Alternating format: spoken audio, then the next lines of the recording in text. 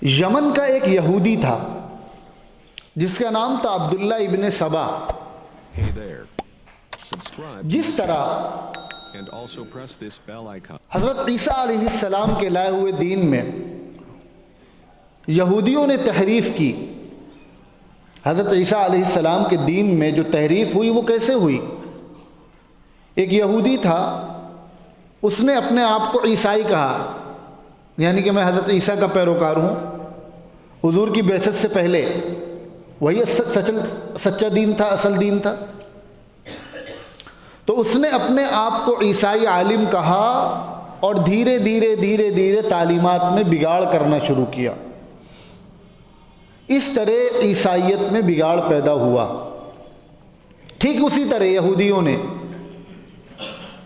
हज़रत उमर फ़ारूक रज़ी अल्लाह अन्हु के ज़माने में जब इस तरह इस्लामी परचम दुनिया में लहराने लगा और जिससे सबसे ज़्यादा नुकसान यहूदियों को पहुंचा, उनकी ताकत ख़त्म हुई, उनकी बादशाहत ख़त्म हुई, वो अपने आप को नबियों की औलाद कहते थे, अल्लाह का मुकर्रब समझते थे, इस पर ज़द पड़ी तो उन्होंने प्लानिंग करना शुरू की। पूरी साजिश के तहत एक तरफ हज़रत उमर की शहादत हुई, करवाई गई, दूसरी तरफ ये तय किया गया कि अगर मुसलमानों को कमज़ोर करना है तो इनमें आपसी इख्तलाफात, इंतशार पैदा किया जाए और इनके अक़ीदे में बिगाड़ पैदा किया जाए। चुनांचे अब्दुल्ला इब्न सबा यहूदी वो मदीने में आकर रहने लगा और उसने अपने आप को मुसलमान कहा, जबकि वो मुसलमान नहीं था। मदीने में उसने तमाशा शुरू किया।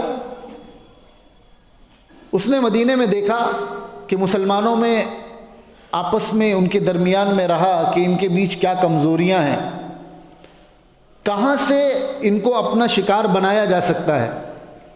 इसका उसने पूरा जायज़ा लिया और फिर अपनी हरकतें शुरू की हज़रत उस्मान रज़ी अल्लाह अन्हु के ख़िलाफ़ माहौल बनाकर। उस शख्स ने मदीने में तमाशा शुरू किया, हज़रत उस्मान ने उसको मदीने से बाहर निकाल दिया तो तुम बाहर निकलो। वो पहुंचा दूसरी जगह, वहां जाकर उसने तमाशा शुरू किया और वहां के भोले भाले मुसलमानों को उसने समझाया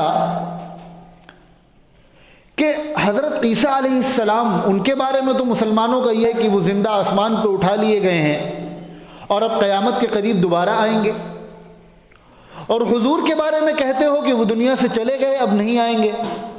ये तो हुजूर की तौहीन है। अक़ीदे में बिगाड़, किस तरह उसने साजिश शुरू की। मुसलमानों का एक तबका जो पढ़ा लिखा नहीं था वो इसके जाल में आ गया। जब इसने देखा कि मेरा ये तीर कामयाब हो रहा है, फिर इसने दूसरा तीर छोड़ा कि हर नबी का एक खलीफा होता है और हुजूर के खलीफा तो हज़रत अली हैं, वो हुजूर के वसी हैं, यानी हुजूर ने उनके बारे में वसीयत की है और अपना काम उनके सुपुर्द किया है।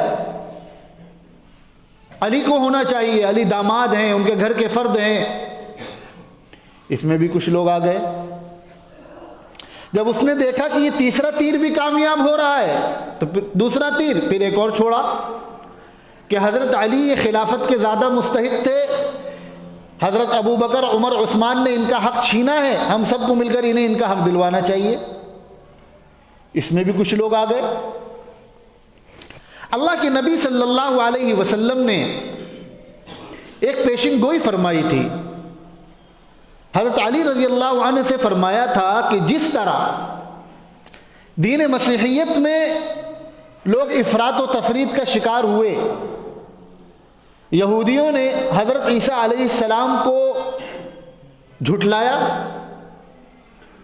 उनके बारे में उल्टी सीधी बातें की, उनकी वालिदा हज़रत मरियम, उन पर ज़िना का इल्ज़ाम लगाया,